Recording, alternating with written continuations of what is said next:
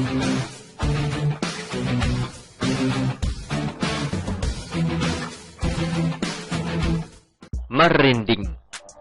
Jokowi dipuji dunia di G20.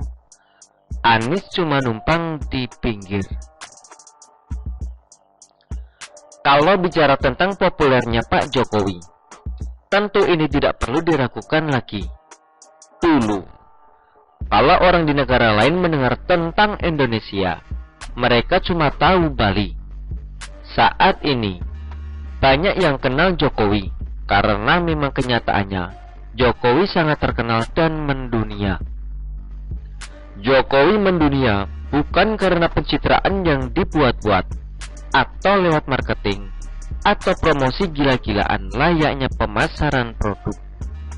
Jokowi dikenal karena kepemimpinannya dan berhasil membawa Indonesia ke tingkat di mana Indonesia lebih dihormati dan disegani. Saya juga sering melihat bagaimana orang Malaysia dan juga pemimpinnya begitu kagum dengan Jokowi. Mereka akui sendiri, Indonesia melesat cukup jauh di bawah kepemimpinan Jokowi. Bahkan banyak netizen di sana yang meminta barter pemimpin negaranya ditukar dengan Jokowi. Silahkan kalian tonton YouTube atau media sosial lainnya di acara KTT G20. Berbagai delegasi luar negeri selalu berebutan untuk berfoto dengan Jokowi. Saya setuju dengan cuitan yang dibuat oleh John Sitorus. Hari ini Indonesia jadi perhatian dunia. Ada seorang presiden berlatar belakang tukang kayu, lalu kini menjadi pemimpin presidensi atas Amerika Serikat, Rusia, Cina, India, Turki, dan lain-lain. Di Bali, Jokowi menjadi kingmaker. Arah ekonomi dunia ditentukan oleh forum yang dipimpin Jokowi. Kini, Indonesia sejak era Jokowi bukan hanya sekedar jadi penonton, tapi menjadi pameran utama. Ini bukan sekedar kata-kata, tetapi karena kerja nyata membangun Indonesia yang tidak kenal lelah. G20 ini bukan sekedar acara puncak pertemuan para pemimpin dunia membahas persoalan global terkini, tapi juga menguatkan posisi Indonesia di mata dunia internasional. Menjadi presidensi adalah sebuah kehormatan bagi Indonesia. Kesuksesan G20 akan menjadi tonggak sejarah penting bagi Indonesia.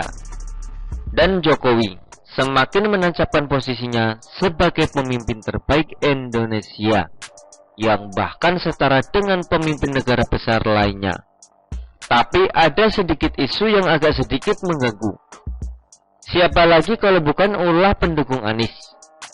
Ada satu hal yang lebih parah. Ada satu video yang beredar.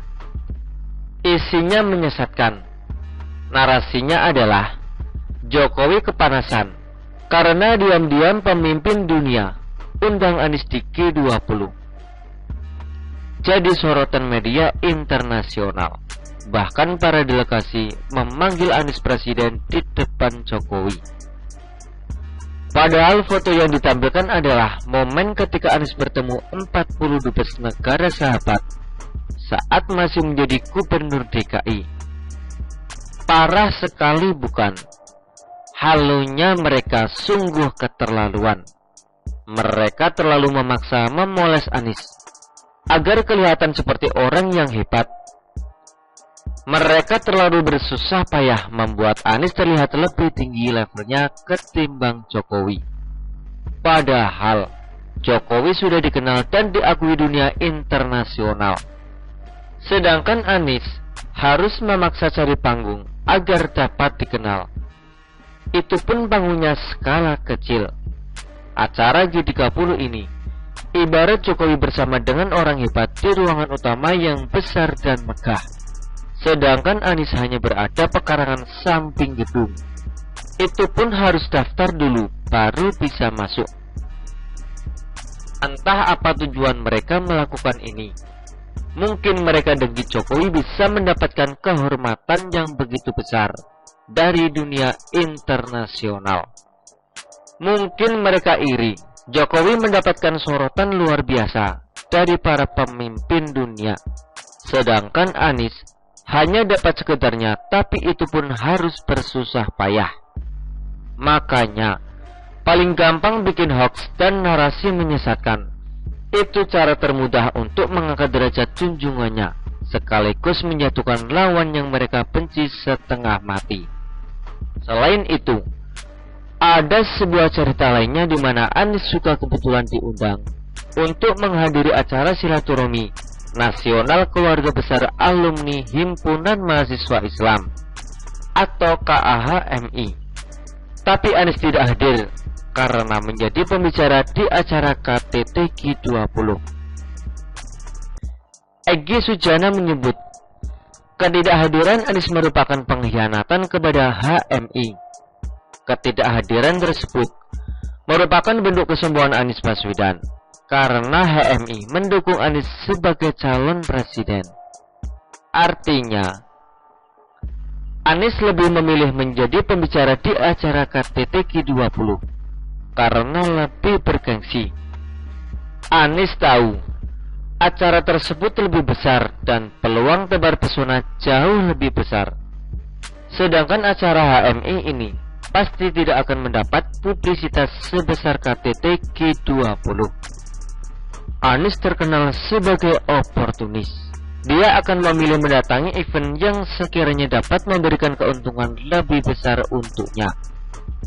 Tapi mau gimana pun, nama Anies tetap tenggelam oleh sorotan dunia untuk Jokowi. Ini membuktikan dari dulu hingga sekarang, Anies selalu jauh di bawah Jokowi. Hanya pendukungnya saja yang terlalu halu merasa Anies lebih berprestasi. Begitulah kura-kura. Artikel ini diambil oleh siwo.com dan ditulis oleh X Hardy. Bagaimana menurut Anda?